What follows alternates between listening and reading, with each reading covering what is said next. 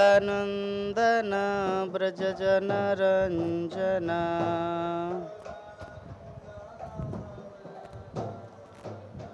यशोदानन्दन व्रजजनरञ्जना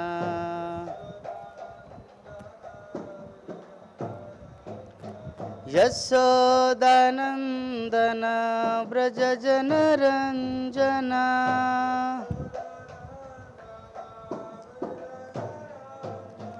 यशोदानन्दन व्रजजनरञ्जना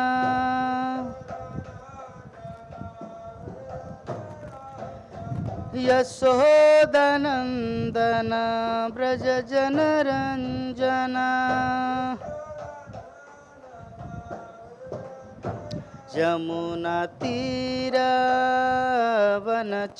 यमुनातीरवनचारी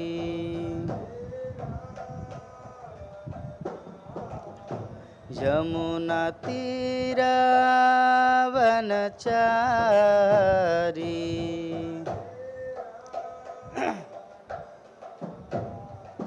जय राधा माधव कुंज बिहारी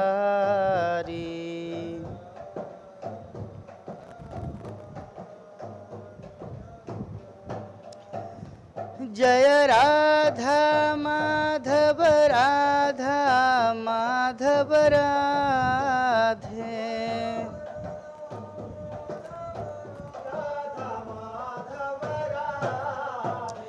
जय राधा माधव राधा माधव राधे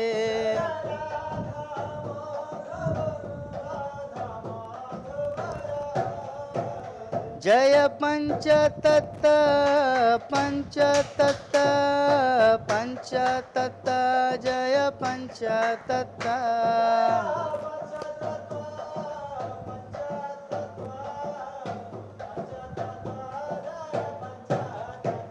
जय गौरनिताय गौरनिताय गौरनिताय जय गौरनिताय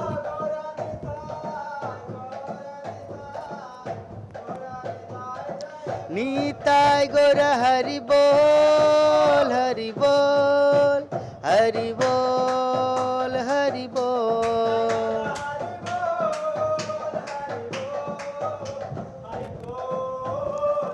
जय जय प्रभुपाद प्रभुपाद प्रभुपाद प्रभुपाद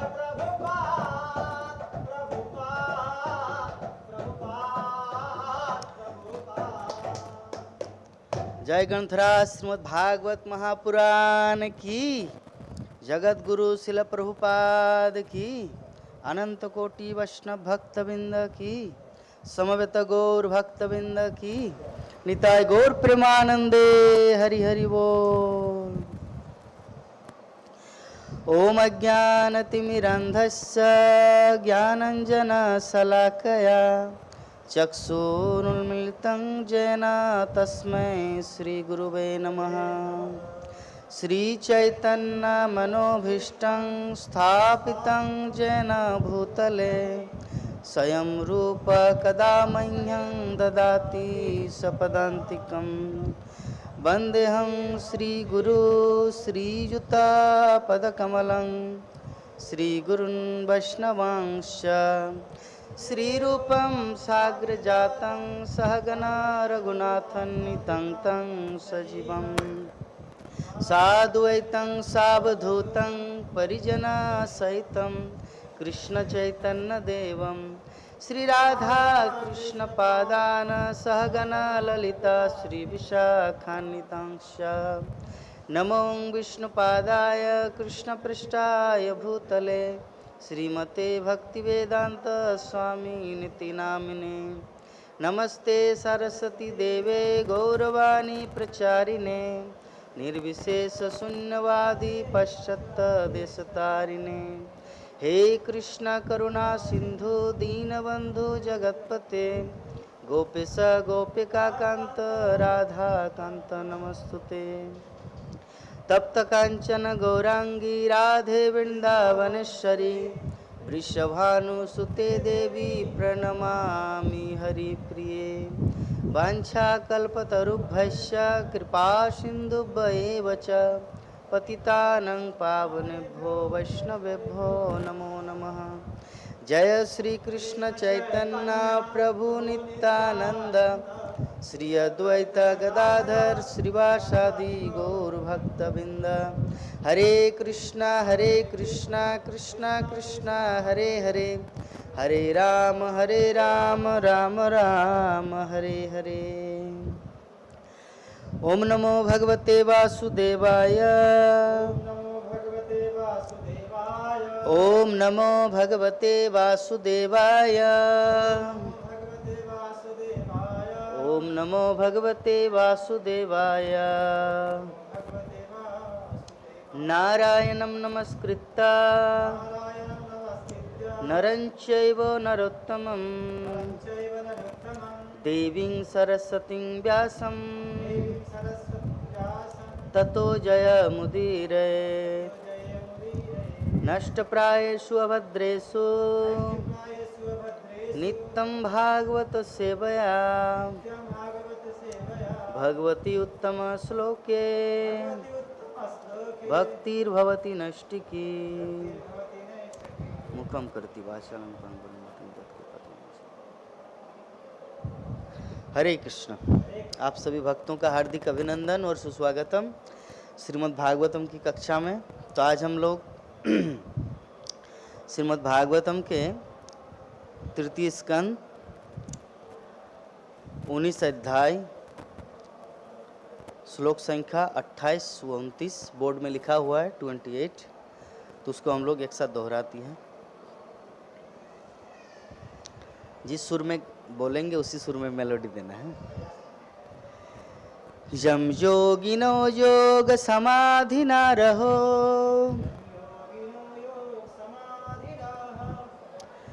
ध्यायन्ति लिंगादशतो मुमुक्षया, तस्येष दैत्यऋषभोपदाहतो मुखं प्रपश्यंस्तनुमृत्ससर्ज। यम योगिनो योग समाधिना रहो, ध्यायन्ति लिंगादशतो मुमुक्षया, तस्येष दैत्यऋषभोपदाहतो मुखं प्रपश्यंस्तनुमृत्ससर्ज।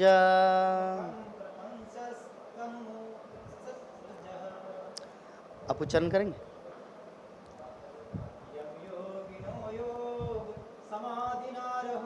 यम योगिनो योग समाधिना रहो, ध्यायन्ति लिंगादशतो मुमुक्षया, तस्येष दैत्यऋषभोपदाहतो मुखं प्रपश्यंस्तनुमृत्ससर्ज। अनुवाद और तात्पर्य। His divine grace A C Bhaktivedanta Swami Jagatguru शिल प्रभुपाद के द्वारा अनुवाद। ब्रह्मा जी ने कहा, योगीजन योग समाधि में अपने मिथ्या शरीरों से छूटने के लिए जिसका एकांत में ध्यान करते हैं, उन श्री भगवान के पादाग्र से इस प्रकार प्रहार हुआ है। दिति के पुत्रों में शिरोमणि इसने भगवान का मुख देखते देखते अपने मर्त शरीर का त्याग किया। तात्पर्य। श्रीमद् भागवत के इस श्लोक में योग विधि का स्पष्ट वर्णन हुआ है। तो ये जो हमारा अध्याय चल रहा है, अध्याय का नाम क्या है? हिरण्याक्ष का वध। तो भगवान विष्णु इस संसार में आए हैं पृथ्वी का उद्धार करने के लिए। किस रूप में? बराह के रूप में। तो बराह देव के रूप में आए हैं पृथ्वी का उद्धार करने तथा हिरण्याक्ष का वध करने। क्योंकि पृथ्वी है भक्त और हिरण्याक्ष है असुर।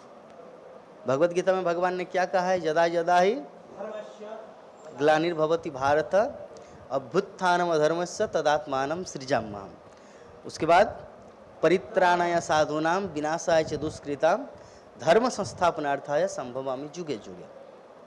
तो पृथ्वी का निर्माण किस लिए हुआ था, ताकि जितने सारे लोक भुवन हैं 14 लोक, उनमें से सभी कोई कोई भोग की जगह है। स्वर्गलोक वो भोग का स्थान है, तपलोक तपस्या करने का स्थान है, जनलोक, सत्यलोक, अलग अलग प्रकार के लोक है। इधर पाताल, रसातल, महातल, ये सब क्या ना भोग का जगह है। तो भोग के स्थान में कृष्ण भक्ति संपन्न नहीं हो सकता, इसीलिए पृथ्वी का निर्माण हुआ था, ताकि पृथ्वी में प्राणी आएंगे और अपने भूले बिसरे जो खोया हुआ जो आत्मा का जो परमात्मा के जो संबंध है, जो उसको भूल चुके हैं, उस संबंध को पुनः स्थापित करने के लिए पृथ्वी एक ऐसा प्लेस है, और विशेषकर भारत भूमि, जहाँ पर व्यक्ति पुनः अपने खोए हुए बिंदु को प्रारंभिक स्तर से शुरू कर सकते हैं, मतलब भक्ति।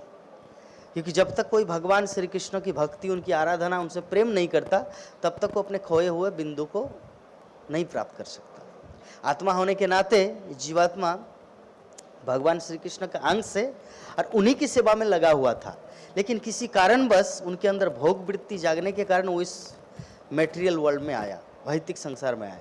तो भौतिक संसार में आने का मतलब ऐसा नहीं कि सिर्फ पृथ्वी में आया, भौतिक संसार में भी 14 विभाग है। तो भोगने के उद्देश्य से कोई स्वर्गलोक में जाता है, कोई नीचे के लोक में जाता है, लेकिन पृथ्वी में व्यक्ति तभी आता है जब उनको पुनः अपने खोए हुए संबंध को पुनः प्राप्त करने की इच्छा जागृत होता है, तब वो मनुष्य रूप में इस भारत भूमि में, पृथ्वी लोक में जन्म लेता है। तो भगवान श्री कृष्ण ने देखा, भगवान विष्णु ने देखा कि अगर ये हिरण्याक्ष जो पृथ्वी को ही रसातल में घुसा दिया, अगर उसको वहां पे उद्धार नहीं किया जाए, तो ब्रह्मा का जो सृष्टि कार्य है, ब्रह्मा का सृष्टि कार्य का उद्देश्य क्या है, 84 लाख जीव जोनियों में व्यक्ति मनुष्य जीवन प्राप्त करेगा, और मनुष्य जीवन प्राप्त करने के बाद वो श्री कृष्ण की भक्ति करके अपने मोक्ष धाम अर्थात वैकुंठ भगवान श्री कृष्ण के गोलोक वृंदावन को प्राप्त करेगा। लेकिन अगर पृथ्वी नहीं रहे, न रहेगी बांस, न बजेगी बांसुरी, तो पृथ्वी नहीं रहेगी तो भक्ति कैसे होगा, और भक्ति नहीं होगा तो कोई भगवान के धाम में नहीं जा सकता। तो इसीलिए भगवान विष्णु ने क्या किया, ब्रह्मा जी के नासिकाग्र अर्थात उनके नाक से प्रकट हुआ। किस रूप में, एक सुअर के रूप में, शुकर के रूप में, बराहदेव के रूप में। तो बराहदेव के रूप में प्रकट हुआ, और उस समय असुरराज हिरण्यक्ष ने देवताओं को आतंकित कर रखा था और पृथ्वी को पाताल में डुबो दिया था। तो देवताओं को आतंकित, असुर का काम है, देवता भगवान विष्णु के भक्त होते हैं, और भगवान विष्णु के भक्त क्या होते हैं, ओम नमो भगवते वासुदेवाय या ओम हरे कृष्ण महामंत्र नाम जप करते हैं, भगवान की भक्ति करते हैं। लेकिन असुर विपरीत होता है, मंदिर को तोड़ देना, गोविंद मंदिर को तोड़ देना, भुवनेश्वर के लिंगराज मंदिर को तोड़ देना, उन लोगों का सोमनाथ मंदिर को तोड़ देना, असुर का काम ही है देवताओं को आतंकित करना। अभी आप समझ जाइए असुर कौन है, जो वैदिक साहित्य के विरुद्ध आचरण करता है, दैट इज कॉल्ड असुर। तो हर युगों में असुर आते हैं, लेकिन उसको समझने के लिए शास्त्र चक्षु चाहिए। शास्त्र की दृष्टि से हम लोग समझ सकते कौन असुर है। कि असुर का मतलब ऐसा नहीं कि बड़ा बड़ा सिंह होगा, या बड़ा बड़ा दांत होगा, या बड़ा बड़ा कान होगा, या नाक, ऐसा नहीं। असुर का मतलब होता मेंटेलिटी, उनका जो मानसिक भाव। देवताओं का मानसिक भाव क्या होता है, भगवान विष्णु ही सर्वे सर्वा है, भोक्तारम जगतोपसंग सर्वलोक महेश्वरम। जो भक्त होते हैं उनके लिए जीवन सर्वस्व कृष्ण है, विष्णु है, नारायण है। परंतु जो असुर है, असुर का जीवन सर्वस्व क्या है, उससे विपरीत कुछ करना।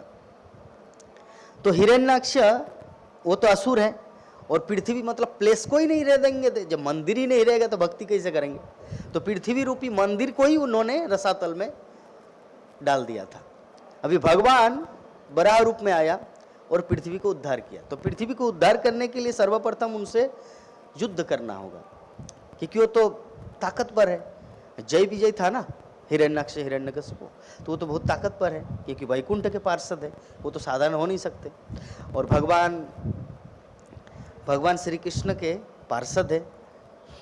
तो भगवान बराह प्रकट होकर रणभूमि में उतरे। उन्होंने अपनी गदा उठाई और दैत्य हिरण्यनाक्ष के टोड़ी पर प्रहार करने का निशाना साधा। दैत्य निर्भीक होकर सामने डटा रहा। जरा देखिए कितना शक्ति है उनके अंदर। भगवान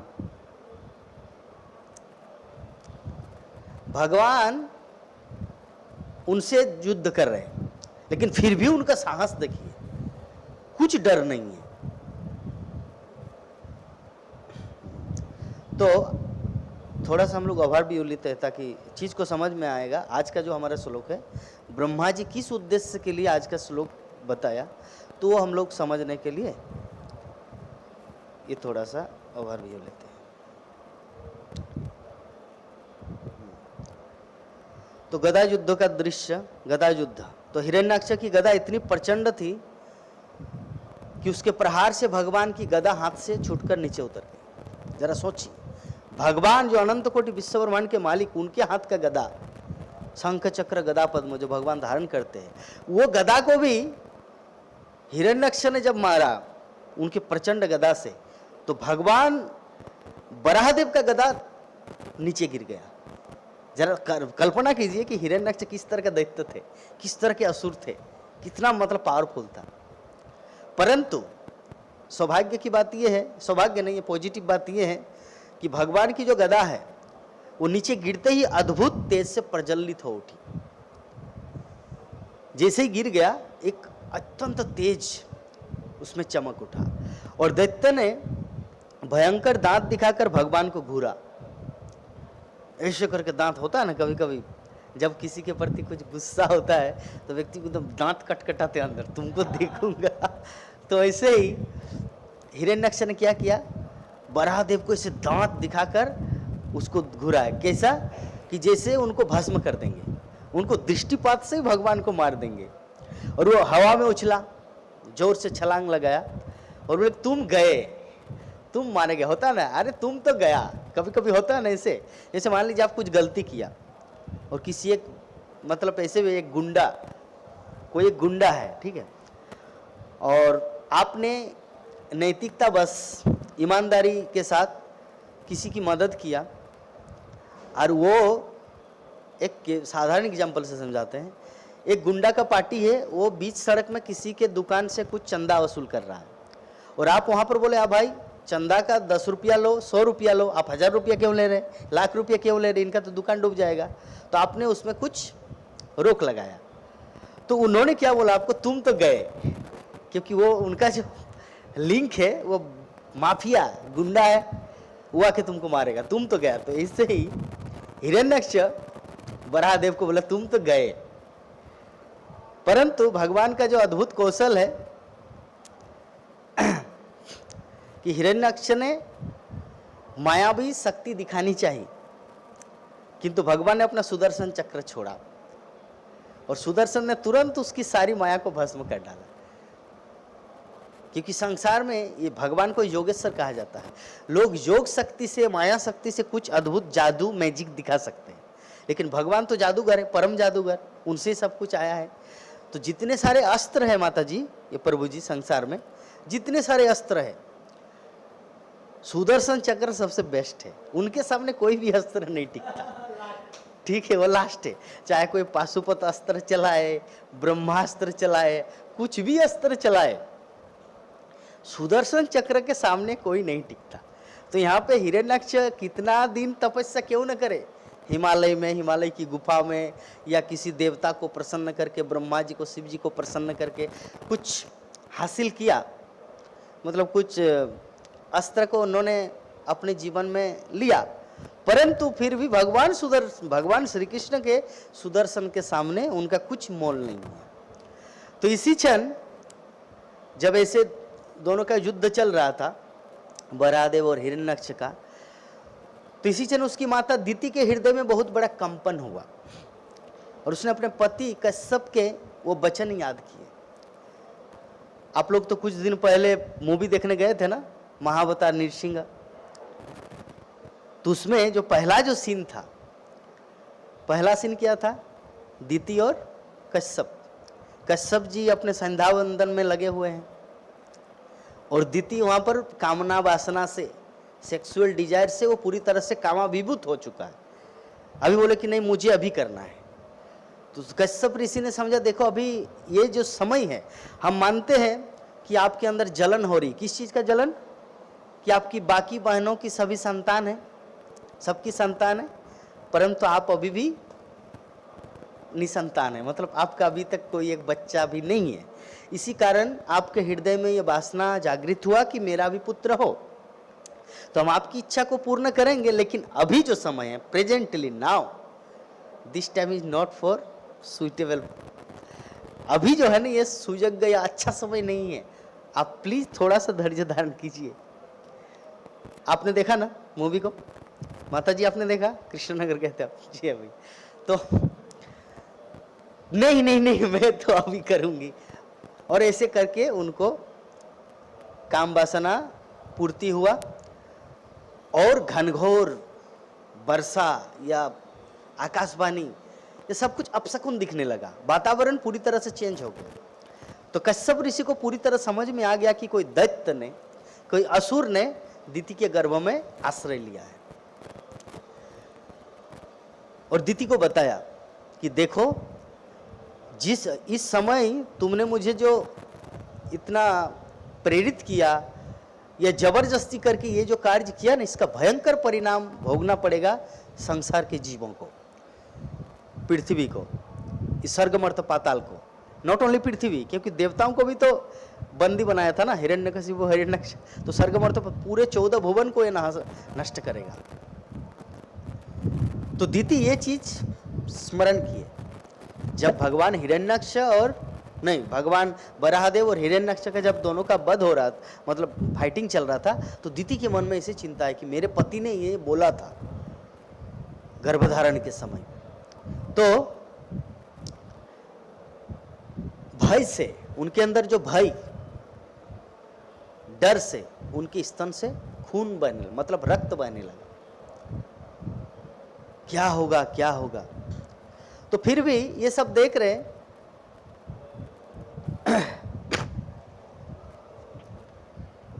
हिरण्यक्ष ने क्या किया? एक अंतिम प्रयास किया, क्योंकि बार बार हार रहे, सुदर्शन चक्र उसको नीचे गिरा दे। तो हिरण्यक्ष ने पुनः क्रोध में भरकर भगवान को अपनी भुजाओं में दबोचना चाहता था, परंतु आश्चर्य हुआ जब उसने देखा कि भगवान उसके घेरे के बाहर खड़े हैं। मतलब समझ गए आप लोग? सीरियल देखे रामायण महाभारत का, रामानंद सागर का, बी आर चोपड़ा का?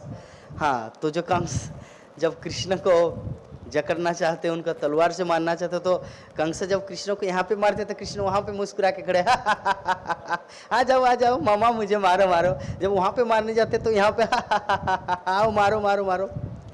तो वैसे ही कि हिरण्यक्ष उनको जकड़ना चाहता कि जैसे धृतराष्ट्र ने भीम को दबोचना चाहता सीमेंट के, तो वैसे ही, लेकिन भगवान तो छूटकर सामने दूसरी जगह खड़े हैं।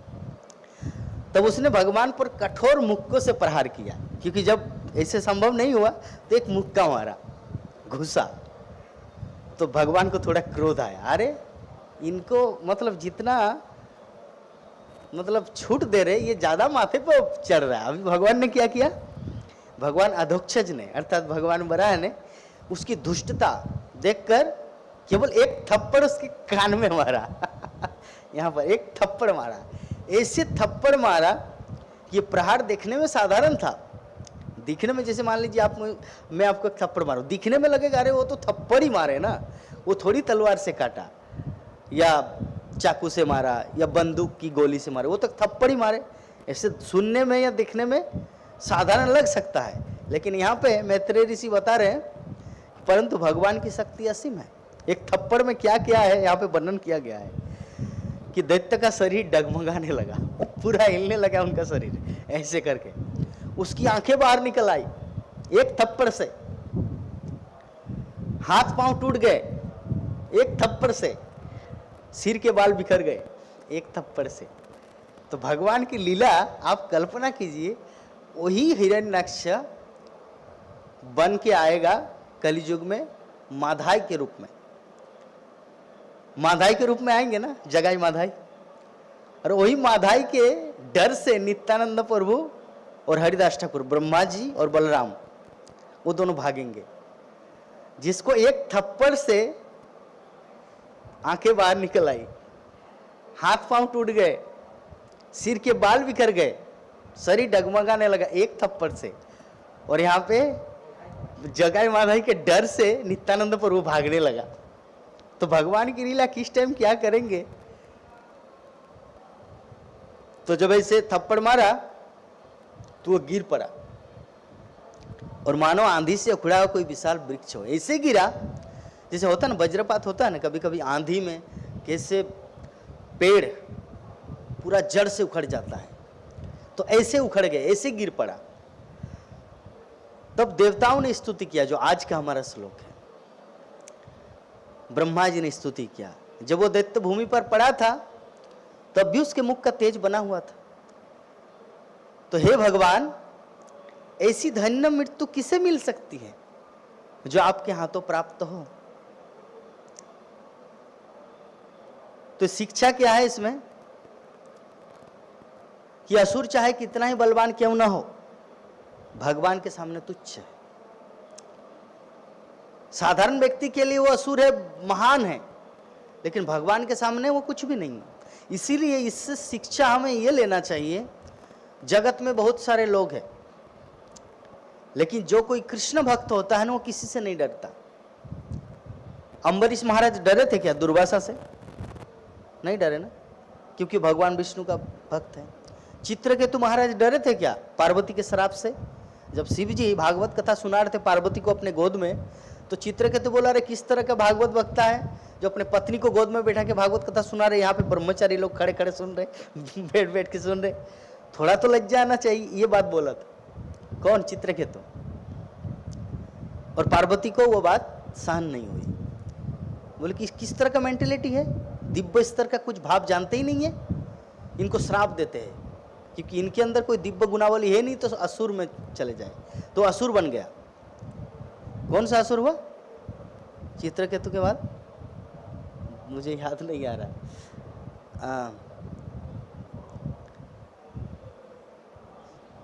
आपको याद नहीं है? अच्छा ठीक है, क्लास के अंत में बोल देंगे। वृत्रासुर। हाँ, वृत्रासुर, वो चित्रकेतु वृत्रासुर असुर के रूप में जन्म लिया, लेकिन वो भक्त था, इसीलिए वृत्रासुर की स्तुति श्रीमद् भागवतम में स्वर्ण अक्षरों में लिखा गया। तो जो भी है, असुर चाहे कितना भी बलवान हो, भगवान के सामने तुच्छ है। तो भगवान की माया और शक्ति असीम है, और खेल खेल में दैत्यों का नाश करते हैं। भगवान की शक्ति असीम है, इसीलिए कभी भी किसी से डरना नहीं जीवन में। जो कृष्ण का भक्त है, प्रभु जी हमें तो गरीबी ने सताया, हमें तो हमारे मालिक ने सताया, वेतन कम दे रहे हैं, विभिन्न प्रकार से कोई व्यक्ति चिंतित होता है, लेकिन उसको चिंतित नहीं होना, एक दिन उससे मुक्ति मिलेगा। क्योंकि जो भगवान श्री कृष्ण के आश्रय में है उनको मुक्ति जरूर मिलेगा, लेकिन कब मिलेगा वो उसके हाथ में है। क्योंकि कर्म का जो फल होता है वो हमें भोगना पड़ेगा, कर्म फल वो भोगना ही पड़ता है। अगर आप बोलेंगे नहीं नहीं अभी छुटकारा नहीं, अभी कर्मफल भोगेंगे नहीं, तो बाद में वो चक्रवृद्धि ब्याज के रूप में आएगा। इसलिए कर्मफल भोगते चाहिए। कोर्ट केस हो, गरीबी हो, रोगग्रस्त जीवन हो, हाँ, अच्छा चेहरा ना हो, कुछ भी हो, भोगते जाना है, जस्ट कृष्ण भक्ति बनाए रखिए। तो जो भगवान की शरण में जाता है वो सुरक्षित है। प्रहलाद महाराज किसकी शरण में था? भगवान विष्णु के शरण में था, इसीलिए वो सुरक्षित रहा। और बाकी ये आवाज कहाँ से आ रहा है? नहीं, मैं जो बोल रहा हूं उसका ठीक है। तो यहाँ तक कि भगवान के हाथों मृत्यु भी मोक्षदायी और धन्य है। तो दो पॉइंट बहुत ही अच्छा है। ये जो शिक्षा है क्या कि जो भगवान की शरण में जाते वो सुरक्षित है, और यहाँ तक कि भगवान के हाथों मृत्यु भी मोक्षदायी और धन्य है। तो हमें ये समझना चाहिए कि हम भगवान की शरण में हैं, राधा माधव की शरण में हैं। हम लोग किसी विग्रह की शरण में, साक्षात भगवान की शरण में हैं, क्योंकि वही हमारा टेक केयर कर रहा है। हमारा जन्म हुआ उससे पहले से भगवान श्री कृष्ण चिंतित है, हम क्या खाएंगे, कहाँ रहेंगे, कैसे लालन पालन होगा, कैसे पढ़ाई लिखाई होगा। अल्टीमेटली हम लोग कृष्ण भक्ति को प्राप्त किए और जिन्होंने ये सब फैसिलिटी दिया उनको हम समझ पाए वो कौन है, वो कौन है, कृष्ण है। तो जब इतना समझ आ गया मतलब मनुष्य जीवन की सार्थकता हो गया। जब तक कोई इस समझ से अनजान है वो अभी भी बहुत दूर है, मनुष्य जीवन से बहुत दूर है। यद्यपि मनुष्य का शरीर मिला, 2 हाथ 2 पैर 2 आँख 2 कान नाक मुंह जस्ट मिला, मनुष्य का शरीर मिला, लेकिन अभी तक वो मनुष्य बना नहीं। मनुष्य व्यक्ति तब मिलता है जब उनको ये समझ आता है कि मेरे जन्म के पूर्व मेरी रक्षा किए गर्भ में मेरे भगवान, मेरे प्रभु, मेरे नारायण, मेरे विष्णु, और जन्म के बाद मैं क्या खाऊंगा उसका भी लालन पालन विश्वम्भर भगवान, उसका भी सब कुछ अरेंजमेंट किए। माँ के स्तन में दूध आया, उससे पहले तो दूध नहीं आता। उस समय क्यों आता है? क्योंकि उसका खाद्य है। बच्चा तो दाल भात सब्जी नहीं खा सकता, रोटी सब्जी नहीं खा सकते, उसके लिए पौष्टिक आहार है दूध, माँ का दूध। तो भगवान वो भी अरेंजमेंट किया। वो क्या माँ के शरीर से उत्पन्न नहीं, भगवान ने भेजा। दूसरे समय क्यों नहीं होता, उसी समय क्यों होता है? तो भगवान का कृपा है। तो इस प्रकार हम लोग समझे कि भगवान बराह ने हिरण्याक्ष का वध करके धर्म और पृथ्वी की रक्षा की। तो ये जो आज का श्लोक है कि हिरण्याक्ष का वध भगवान बराह के अग्रपाद, अग्रपाद मतलब चरण, चरण से हुआ। तो ब्रह्मा जी ने देखा कि असुर मृत्यु को प्राप्त होते हुए ब्रह्मा भगवान के मुखमंडल का दर्शन कर रहा है। हम सब का पता नहीं कहाँ पर मृत्यु होगा, भगवान वहाँ पे रहेंगे कि नहीं, लेकिन ये असुर सारा जीवन भर पाप किया है, दूसरों को कष्ट पहुंचा है और मृत्यु के समय भगवान को देख रहे हैं। इसीलिए ब्रह्मा जी आश्चर्यचकित है। ये जो आज का हमारा श्लोक है ना, कि वही भगवान बराह भगवान है, ब्रह्मा जी बोल रहे हैं, जिस पर ध्यान करने के लिए योगी जन एकांत स्थान में समाधि लगाते हैं। एकांत स्थान कहाँ पर है? हिमालय की गुफा, एवरेस्ट की चोटी, चोटी नहीं एवरेस्ट, ये जो हिमालय पर्वत में जहाँ पर सिर्फ बर्फ है, जहाँ पे कोई उनको डिस्टर्ब ना करे। तो ऐसे जगह में जाके योगी ध्यान लगाते हैं। किसके लिए? उस भगवान को प्राप्त करने के लिए। और वो भगवान, क्या आवाज हो रहा है? तो YouTube में देखिए तो साउंड क्लियर आ रहा कि नहीं?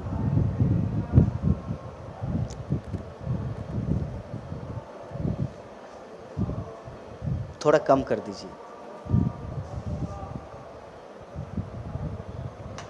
नहीं लाइट नहीं, थोड़ा कम कीजिए।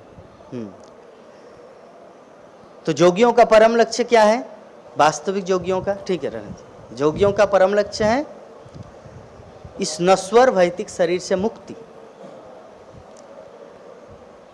भगवान के पाद के स्पर्श से हिरण्याक्ष को ही फल मिला जो गहन योग समाधि से साधारण जोगी पाते हैं। तो ये जो योग शब्द आया है, संसार में बहुत सारे योगा सेंटर हैं। एक्चुअली योग सेंटर सभी उनको योगा बोलते हैं क्योंकि उच्चारण की अशुद्धि, अभी इंडियन लोग भी, भारतीय लोग भी उच्चारण की अशुद्धि करने लगे। जोग को जोगा बोला, पथ को पथा, जप को जपा, सभी बोल रहे हैं। पता नहीं क्या फॉरेन कल्चर। अरे प्रभुपाद कभी बोला है क्या जपा? श्रील प्रभुपाद कभी बोला है क्या जोगा? या हमारे कोई आचार्य जब बोले हैं? लेकिन आजकल के युवा पीढ़ी, इवन जो इस्कॉन से कनेक्टेड भी है, वो लोग भी ऐसे बोलते हैं जोग। आपका जपा हुआ? व्हाट दिस जपा? कहाँ से मिला ये शब्द आपको जपा? बोलेंगे नहीं प्रभु जी लिखा हुआ है इंग्लिश में, प्रभुपाद के बुक में देखा है जपा। अरे जपा कहाँ? JPA। तो PA आप उसको जपा क्यों बोलेंगे? ये तो लगेगा ही ना। जैसे शंकर, शंकर में क्या क्या स्पेलिंग आएगा? SHANKAR, तब तो शंकर होगा। अगर ऐसे फिलोसॉफी से देखा जाए अगर इंग्लिश को, तो शंकर होगा ना। SHA मतलब आकार होगा, शंकर होगा। तो शंकर क्यों बोलते हैं? उधर के लोग सब ठीक है, लेकिन जो इस्कॉन के अंदर है वो लोग पता नहीं ऐसे क्यों बिगड़ गए। आप समझ पा रहे हैं ना बात को? बाहर के लोग भी इंग्लिश जानते हैं, ऐसा नहीं कि जो इस्कॉन के अंदर है वही इंग्लिश जानते हैं, वो भी उच्चारण करते शंकर सिखाते। तो अभी प्रश्न है, अगर इस फिलोसॉफी से देखा जाए तब तो शंकर होगा, तो अब इस्कॉन के लोग भी चालू करेंगे शंकर, शिव जी को शंकर नहीं बोलेंगे। नहीं नहीं शंकर नहीं, क्योंकि लास्ट में तो ये नहीं लगा ना, SHANKAR, अगर आगे ए लगता तब शंकरा होता। लेकिन यहाँ पे तो उस दृष्टिकोण से अगर इंग्लिश कोई देखे तो शंकर शंकर होगा, लेकिन शंकर इधर शंकर बोल रहे हैं, लेकिन यहाँ पे जपा बोल रहे, यहाँ पे जोगा बोल रहे। व्हाट दिस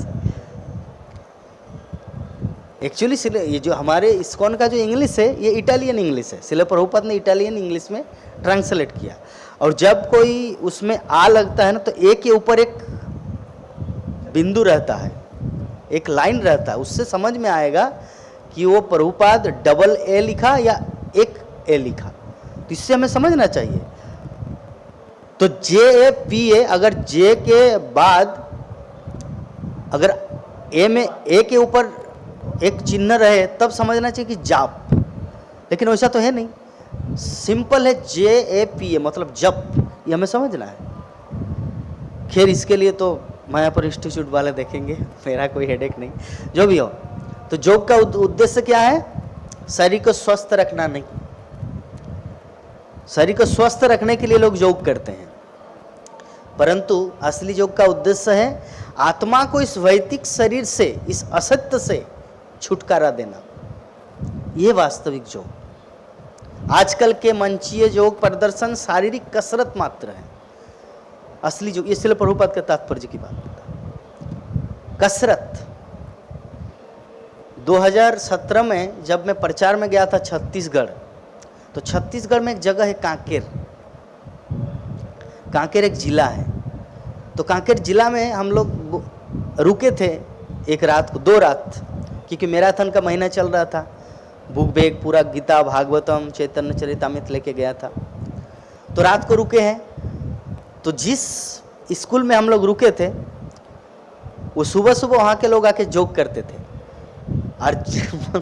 और ऐसे जोक करते थे, मैं तो रिकॉर्डिंग भी बनाया था, अभी भी मेरे यूट्यूब के चैनल में डाला हूँ, और उसमें उनका टाइटल दिया हूँ कि असली जोक वो नहीं है जो आजकल के लोग करते हैं। ये मैंने सब टाइटल देख, वो कंटेंट देके बनाया है। वो 2017 की बात है, 17, 18, 19, 20, 21, 22, 23, 24, 25, 8 साल, 7 साल पार हो। तो उसमें वो लोग क्या कर रहे, कुत्ता का आवाज निकाल रहे, कोई हु हु हु, कोई सियार का, कोई बिल्ली का, मतलब ऐसे आवाज। आप लोग विश्वास नहीं करेंगे, आप यूट्यूब में वो वीडियो देख लीजिए, वो लोग ऐसे जोक करते हैं। मनुष्य जीवन मिला है, अरे भगवान का नाम कैसे जपा जाए ये करो, लेकिन बिल्ली का आवाज निकाल रहे, कुत्ते का आवाज निकाले, कोई बोले है ऐसे जोक कर रहे। बोले ये क्या भाई, क्या ऐसे तो है, वो तो कुत्ता ही करता है ना। आप समझ गए मैं क्या बोल रहा है, वो कौन करेगा, वो तो कुत्ता करते हैं। जबकि कुत्ता थक जाता है तो उसे जीभ निकाल के है करता है। तो मैं समझ रहा हूँ शरीर को स्वस्थ रखने के लिए, लेकिन वो तो दिख रहा है तो कुत्ता की तरह ना, मेरी आंखों में तो कुत्ता की तरह था, इसलिए मैंने डिस्क्रिप्शन दे दिया। हम मानते कि आप मिलिट्री में हैं, आप डिफेंस में, आपको वो चीज़ पता है कि शरीर को स्वस्थ रखने के लिए इसे योगा करना पड़ती, योग करना पड़ता है। तो आपने ऐसा किया जो मैंने बोला। अच्छा ठीक है, जो भी है तब तो वो ऐसे कर रहा था, तो ऐसे मतलब मैं बोला ओ माय गॉड, योग का असली उद्देश्य श्रील प्रभुपाद ने सिखाया, हमारे वैदिक साहित्य में बताया। योग मतलब जॉइंट होना, किसके साथ? हम आत्मा है, भगवान परमात्मा, उसके साथ लिंक होना। लेकिन योग के नाम से यहाँ पे कुत्ता की नकल किया जा रहा है। तो मैंने ये सब डिस्क्रिप्शन वो यूट्यूब में डाला हुआ। तो अभी एक शब्द आया है, एकांत साधना का महत्व। तात्पर्य में श्रील प्रभुपाद लिखते एकांत साधना का महत्व। तो एकांत साधना इस श्लोक में योगाभ्यास भीड़ या दिखावे नहीं, बल्कि एकांत में होना चाहिए। कभी कभी मन में जब हम लोग घर में जप करते हैं ना, हरे कृष्ण कृष्ण कृष्ण हरे हरे राम राम राम, अरे ये तो जब कोई देख नहीं, चलो भगवान के पास जाते, राधा माधव के सामने जपेंगे। लेकिन यहाँ पे जप करते हैं मन इधर उधर भटक जाता है। प्रभु जी कैसे हैं आप, बहुत दिन के बाद मायापुर आए। माता जी आप बहुत अभी ठीक है ना, आपके बच्चे ठीक है ना, कोर्ट केस खत्म हो गया, बस लग गए। घर में बेचारा अच्छी तरह जप करता था, एकांत स्थान में राधा माधव का चिंतन करके वो सब गया। यहाँ पे आके राधा माधव के लिए आए, बाकी लोग आ गए। तो इसीलिए यहाँ पे योगाभ्यास या जप या साधना भीड़ में नहीं बल्कि एकांत में होना चाहिए। और ध्यान का विषय क्या होना चाहिए? ये जो हम लोग ध्यान करते हैं, ध्यान का विषय है भगवान विष्णु, भगवान कृष्ण। जोगी नाम अपनी सर्वेशांग मदगते नांतरात्मना। एक जोगी का वास्तविक योग मतलब जो हृदय में, हृदय के अंतर में जो भगवान विष्णु का ध्यान करते हैं, भगवान कृष्ण का चिंतन करते हैं, उसे कहा जाता है वास्तविक ध्यान। तो इस श्लोक में यम शब्द आया है। यम मतलब जिसका, सरल भाषा में कहा जाए जिसका, तो किसका? भगवान श्री विष्णु का। किसकी ध्यान? यम किसका? भगवान विष्णु का। तो जो जोगी अपने मन को भगवान के स्वरूप जैसे बराह रूप पर एकाग्र करता है, वही सच्चा जोगी होता है। जोगी कोई ऐसा नहीं कि जादू खेलने वाला, मैजिक दिखाने वाला, ये जोगी नहीं होता है। जोग का मतलब होता है जो हर परिस्थिति में भगवान का चिंतन करते हैं, जैसे प्रहलाद महाराज ने किया। हर परिस्थिति में प्रहलाद महाराज भगवान विष्णु का चिंतन किया। हर परिस्थिति में ध्रुव महाराज भगवान विष्णु का चिंतन किया। हर परिस्थिति में श्रील प्रभुपाद भगवान कृष्ण का चिंतन किया। तो जो ऐसे कर पाता है वही व्यक्ति असली जोगी है। ये भक्ति जोगी, क्योंकि जोगी भी अलग अलग है, भक्ति जोगी, ज्ञान जोगी, कर्म जोगी। तो भक्ति जोगी, यहाँ पे जिस योग की बात करें, ब्रह्मा जी ने जिसका उल्लेख किया है इस श्लोक में, वो भक्ति जोगी है। तो मृत्यु के समय भगवत गीता में श्लोक है ना, यम जम वापि स्मरणम भावम तज्जतंते कलेवरम तम तमेवेति कौन्तेय सदा तद भाव भावित अंत काले च मामेव स्मरण मुक्ता कलेवरम जपर्याति समद्भावम जाति नास्तत्र संशय।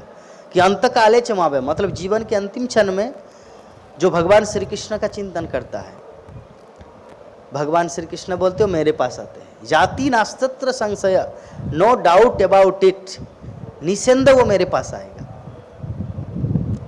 तो यहाँ पे जो विशेष बिंदु हमें ध्यान देना चाहिए, जो ब्रह्मा जी ने पॉइंट आउट किया कि हिरण्याक्ष का सौभाग्य, हिरण्याक्ष का सौभाग्य, असुर लोग भी सौभाग्यशाली होते हैं। अकबर भी इतने सौभाग्यशाली थे, कितने महान महान लोगों से मिला था। तुलसीदास जी से मिले थे, संत तुलसीदास, मीराबाई से, श्री जीव गोस्वामी से, रूप गोस्वामी से, और भी कितने ऐसे हजारों संतों से उन्होंने वो जीवन में इतने सारे लोगों के साथ मुलाकात किया। लेकिन साथ साथ में कुछ गलत कार्य भी किया। तो वही मैं सोच रहा हूँ यहाँ पर जो हिरण्याक्ष के शब्द में मुझे उनका याद आया कि हिरण्याक्ष का सौभाग्य, तो अकबर का भी क्या सौभाग्य था। मैं बाकी राजाओं की बात नहीं कर रहा, औरंगजेब, बाबर, हुमायूं, उसकी बात नहीं कर रहा हूँ, मैं अकबर की बात कर रहा हूँ। वो कितने सौभाग्यशाली था, क्योंकि इतने सारे संतों से मिले उन। अभी एक सीरियल आया था कुछ दिन पहले, ये कुछ साल पहले, अकबर महान। वो एक्चुअली सीरियल को फेमस करके पैसा कमाने के लिए वो सीरियल बनाया था अकबर महान, लेकिन रियलिटी में महान वो उस चीज के लिए नहीं है। महान इसलिए था थोड़ा बहुत क्योंकि वो संतों से मिला था, दैट्स इट। और कोई दूसरा, वो अपने कार्यों से महान नहीं, कार्यों से तो गंदा था, कार्यों से गंदा था, बहुत ही गंदा था। कैसे कैसे दूसरों की बीवी से शादी करना, उनको लेके आना, ये करना, जोधाबाई, क्या क्या किए वो चरित्र से वो बहुत गंदा था। लेकिन एक जो वो सीरियल में यद्यपि उनको महान बताया गया है, मैं उसको उस दृष्टि से महान नहीं मानता, लेकिन एक मुसलमान होने के बावजूद भी उन्होंने जो इतने वैदिक साहित्य के, वैदिक युगों के जो महान महान संतों से मिला, तो उनके लिए मैं थोड़ा बहुत उनको क्रेडिट देता हूँ, दूसरा नहीं। वो भी संतों के लिए क्रेडिट दे रहा हूँ, कम से कम थोड़ा तो सम्मान दिखाया संस्कृति के ऊपर, वैदिक संस्कृति के ऊपर। जीव गोस्वामी को बुलाया। एक बार की घटना है कि गंगा बड़ी है या जमुना बड़ी है, कौन महान है, गंगा या जमुना? तो सारे संसार के संतों को बुलाया आगरा में। सारे संसार के संतों को बताया, बताइए कि कौन सब बड़ी है। तो सभी ने स्कंद पुराण, पद्म पुराण, विभिन्न शास्त्रों का कोटेशन देते देते बोले कि गंगा ही बड़ी है। फिर भी उनके मन में संतुष्टि नहीं हुआ। अकबर को तो ये पता गंगा फेमस है, सभी जानते गंगा मैया, लेकिन फिर भी उनके उनके इनर पीस, अंदर से एक जो पीस, एक शांति होना चाहिए, उनको संतुष्ट नहीं मिल रहा था। तो इतने सारे लोगों को बुलाया, पूरे भारतवर्ष के संतों को बुलाया, लेकिन फिर भी उनको सबने एक ही स्वर में बोला कि गंगा महान है, गंगा प्रसिद्ध है, गंगा ही बड़ी है जमुना से। फिर भी जब तो उन्होंने अपने सभासदों से बताया कि मैं अभी भी संतुष्ट नहीं हूं, क्या कोई ऐसा जगत में कोई ऐसा विद्वान है जो इनका पूरा सारांश यथार्थ में उत्तर दे सके। तो उनके सभासदों ने बताया एक ऐसा पंडित है वृंदावन में, श्री राजीव गोस्वामी, लेकिन वो वृंदावन से बाहर नहीं जाता, और अगर उनको बुलाया भी जाए तो शाम होने के पूर्व, मतलब संध्या होने के पूर्व उनको वृंदावन में पहुंचाना होगा। अगर ऐसा कर सकते हैं तब वो आएंगे और इसका निवारण करेंगे। तो अकबर ने बोला कि ठीक है, आप उनको बुलाइए। तो जने के न प्रकार न हाथी घोड़ा पालकी कन्हैया लाल के साथ सभी, मतलब अकबर के सेनानायक, वो सब उनको जीव गोस्वामी को बताया कि आपको शाम 6 बजे के पूर्व आपको वृंदावन धाम में पहुंचा दिया जाएगा, ये हमारा वादा है, आप उसकी चिंता मत कीजिए। तो अकबर की सभा में जीव गोस्वामी गए, तो वहाँ पे बहुत सारे हजारों लोग, संत जन चर्चा की गंगा की महिमा। परंतु जीव गोस्वामी भी पहले गंगा की महिमा बहुत देर तक सुनाया, विभिन्न शास्त्रों से, हजारों शास्त्रों का उदाहरण देके गंगा की महिमा बताया। लेकिन अंत में बोला अकबर को, महाराज आपके घर में आपकी पत्नी भी है और आपके घर में आपकी नौकरानी भी है, मतलब आपके राजमहल में। तो मेरा प्रश्न है, आप दोनों में से किसको ज्यादा प्राधान्य देते हैं, किसको ज्यादा महत्व देते हैं? तो अकबर ने बोला, नेचुरली, ये तो स्वाभाविक, मेरी पत्नी को, मैं दासी को क्यों दूं सम्मान? तो जीव गोस्वामी ने बोला कि तो इसका उत्तर आप खुद ही समझ जाइए कि जमुना कालिंदी भगवान की पत्नी है और गंगा उनकी दासी, उनके चरण से निकला, और जमुना उनकी पत्नी।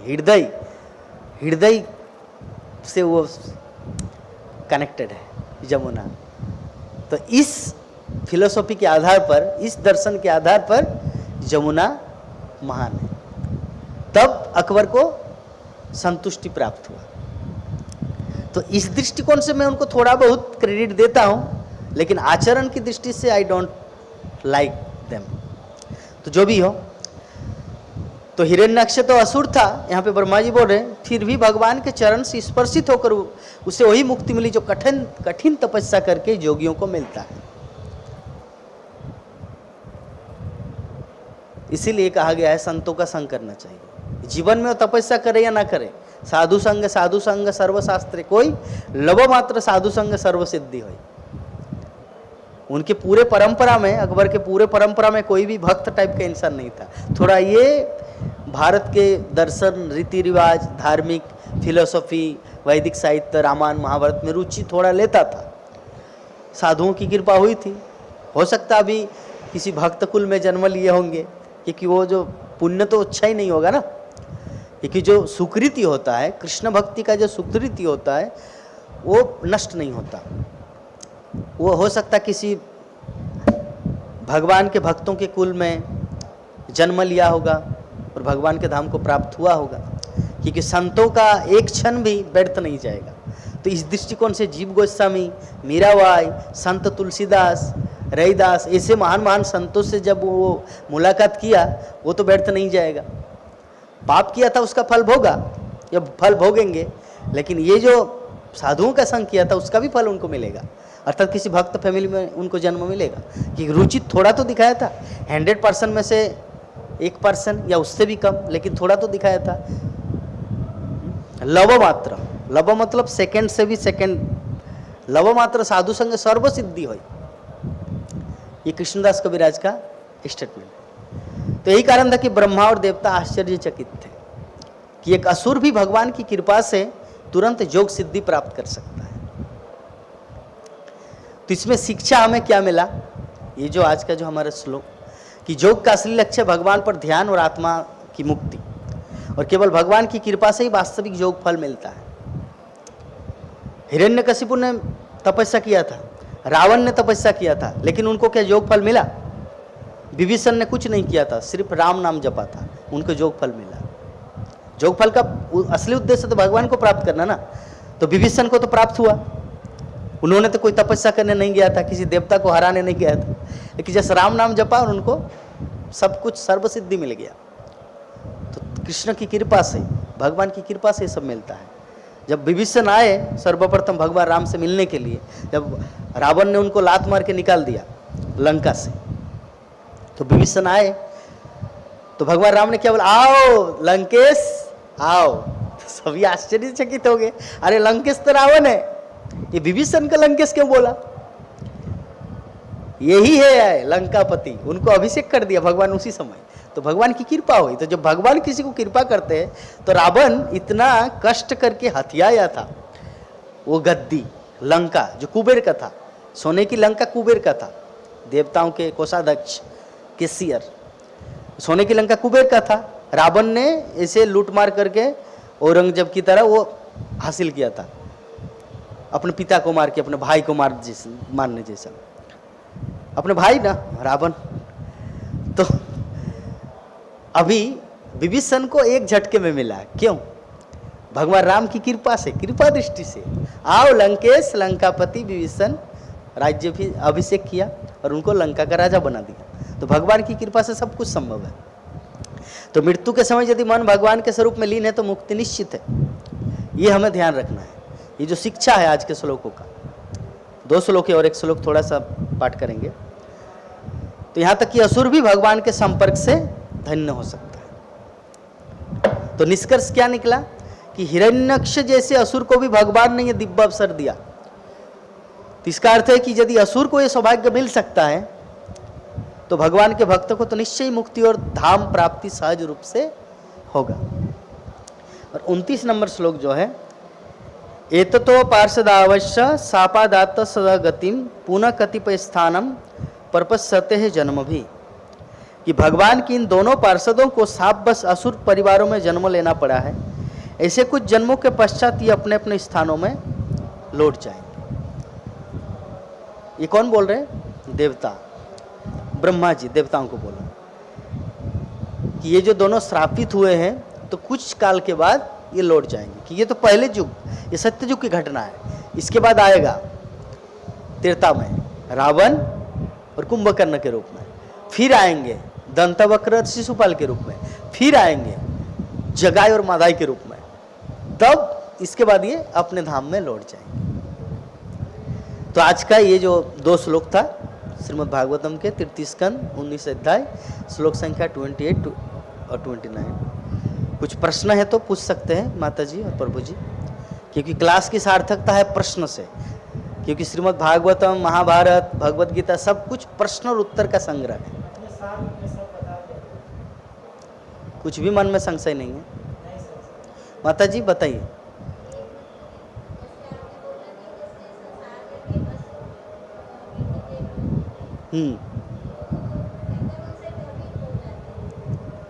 कई बार हाँ ये तो लगेगा ही। ये डर को, हाँ माता जी का जो प्रश्न है, हाँ समझ गए माता जी। देखिए प्रहलाद महाराज जब भक्ति करता था ना, उस समय पूरा पृथ्वी के लोग हिरण्यकशिपु को भगवान मानते थे। एकमात्र प्रहलाद भगवान विष्णु को भगवान मानते थे और बाकी सब एक साइड, और प्रहलाद महाराज एक साइड, और वो भी अकेला। अरे वो पूरे करोड़ों की संख्या, जैसे अभी भारत की जनसंख्या कितना, 1 करोड़ नहीं 140 करोड़ भारत की जनसंख्या, और पूरे पृथ्वी की जनसंख्या 850 करोड़। तो 850 करोड़ जनसंख्या अगर हिरण्यकशिपु को भगवान माने, उनमें से एक व्यक्ति, ओनली 1 पर्सन भगवान विष्णु को माने, तो उनको कितना डर होना चाहिए। तो ऐसे व्यक्ति भी प्रहलाद महाराज डरे नहीं, तो हमारे साथ तो इतना बड़ा इस्कॉन सोसाइटी है, इतना बड़ा भक्त जन समुदाय है। हो सकता है मुस्लिम रिलीजन, क्रिश्चियन रिलीजन पूरे पृथ्वी में छा गया है, आपका डर मुझे समझ में आ गया, छा गया है, लेकिन फिर भी हमारे साथ तो कितने सारे लोग हैं जो कृष्ण भजन कर रहे हैं, हरे कृष्ण महामंत्र का जप कर रहे हैं। हरिदास ठाकुर अकेला एक व्यक्ति हरि नाम करता था और पूरा मुस्लिम साम्राज्य उनका सभी अल्लाह अकबर करता था, लेकिन हरिदास ठाकुर उसी मुस्लिम फैमिली में जन्म लिया, लेकिन हरे कृष्ण महामंत्र का जप करता था, फिर भी डरे नहीं। अगर खंड खंड हो जाए, मेरा शरीर का टुकड़ा टुकड़ा हो जाए, फिर भी मेरे जिह्वा से हरिनाम का उच्चारण बंद नहीं होगा। तो उनको मार रहे हैं हरिदास ठाकुर को, लेकिन लग रहा है महाप्रभु को, क्योंकि भगवान के भक्तों का अगर कोई मारता, और अगर वो उस समय भक्त अगर भगवान का नाम लेता है तो मार भक्तों के ऊपर नहीं पड़ता, वो भगवान के ऊपर पड़ेगा। ऐसे में भगवान के ऊपर पड़ता नहीं, सुदर्शन आ गया था उन सब मुसलमान के वंशों को खत्म करने के लिए, परंतु हरिदास ठाकुर ने क्षमा कि हे सुदर्शन, ये लोगों को पता नहीं ये क्या कर रहे हैं, ये कलियुग में पतित पावन अवतार महाप्रभु, आप अगर इन लोगों को चक्र की तरह मारेंगे जैसे पिछले युगों में किए हैं, द्वापर, त्रेता और सत्य युग में, तो इस कलियुग में आप पतित पावन कैसे कहलाएंगे? ये पतितों का उद्धार मतलब मारने से नहीं होगा, प्रेम देके होगा, आप तो प्रेमावतार है। तो हरिदास ठाकुर के कहने से सुदर्शन चक्र लौट गया, लेकिन मार तो पड़ रहा है, वो तो व्यर्थ नहीं जाएगा, क्योंकि प्रैक्टिकल वर्ल्ड है, ये तो कोई सपनों की दुनिया है नहीं, ड्रीमी वर्ल्ड है नहीं। सपनों की दुनिया में क्या है ना, किसी को मारेंगे भी तो नहीं चलेगा, हाथ में कोई काट भी दिया फिर भी जब जागृत होंगे तो अरे एज इट इज है, लेकिन प्रैक्टिकल वर्ल्ड में अगर कोई आपको मारे तो उसका तो दर्द होगा, तो दर्द को कौन लेंगे? हरिदास ठाकुर तो मना कर दिया सुदर्शन चक्र को, अभी महाप्रभु को साक्षात आना पड़ा उनके पीठ में, और एक दिन देखा कि महाप्रभु का पूरा चमड़ा ये हो गया था। तो ऐसे होते भगवान करुणामय। तो आपका जो प्रश्न है कि कभी कभी डर लगता है बांग्लादेश का अटैक, पाकिस्तान का अटैक, विभिन्न प्रकार से जो संसार में चल रहा है, हम लोग भक्ति करते हैं, सनातन धर्म के अनुयायी, हमें बहुत डर लगता है, तो कौन बचाएगा? तो महाप्रभु ही बचाएंगे, भगवान ही बचाएंगे, क्या किया जाए। राशिया में जो पहले जब इस्कॉन इस्टेब्लिश हुआ तो भक्त क्या करते थे, जो आटा रोटी देते थे ना खाने के लिए, और रोटी को पानी में भिगा के उसको आटा बना के गोली करता था, और उस गोली से हरे कृष्ण महामंत्र का 108 गुटी, और उसमें हरे कृष्ण कृष्ण कृष्ण हरे हरे, हरे राम राम राम हरे हरे। उन्होंने तो छोड़ा नहीं भक्ति, तो डर लगेगा, लेकिन हमें भक्ति भी नहीं छोड़ना है। भक्ति छोड़ेंगे तो यह टेस्टिंग है माया का टेस्टिंग है, किसी न किसी के माध्यम से टेस्ट कर रहे हैं। तो जितना हमारा भक्ति वृद्धि होगा उतना डर कम होगा।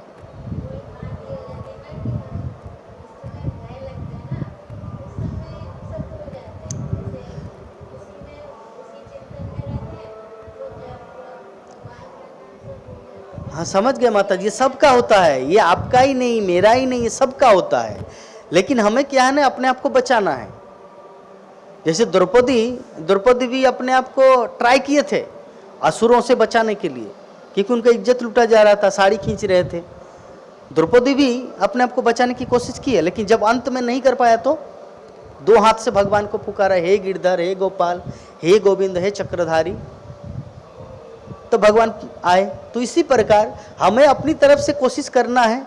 जैसे अगर आप बोलेंगे कि मैं पाकिस्तान जाऊंगा, पूरा नगर कीर्तन करूंगा, यद्यपि भगवान की कृपा से, महाप्रभु की कृपा से अभी अच्छा जन्माष्टमी हुआ, कितने सारे लोग आए, आप लोग वीडियो देखे, वायरल हुआ। रथ यात्रा होता है, कितना सारा रथ यात्रा होता है, यद्यपि हो रहा है, लेकिन फिर भी हमें जानबूझ के तो अपना ये नहीं करना है ना। अब बोलेंगे मैं रात 12 बजे मोहल्ला पड़ा होके राजापुर जाऊंगा जगन्नाथ, खैर ऐसा कुछ होगा नहीं, लेकिन फिर भी क्यों रिस्क लेना है, मेन रोड में जाइए। आपका प्रश्न क्लियर हुआ? ठीक है, आज की कथा को यहीं पर विराम देते हैं। आप सभी भक्तों को बहुत बहुत धन्यवाद। हरे कृष्णा कृष्णा कृष्णा हरे हरे, हरे राम राम राम हरे हरे। जय जगत गुरु शिला प्रभुपाद की, ग्रंथराज श्रीमद् भागवत महापुराण की, अनंत कोटि वैष्णव भक्तविंद की, समवेत गौर भक्तविंद की, निताय गौर प्रेमानंदे। हरि हरि बोल। जय।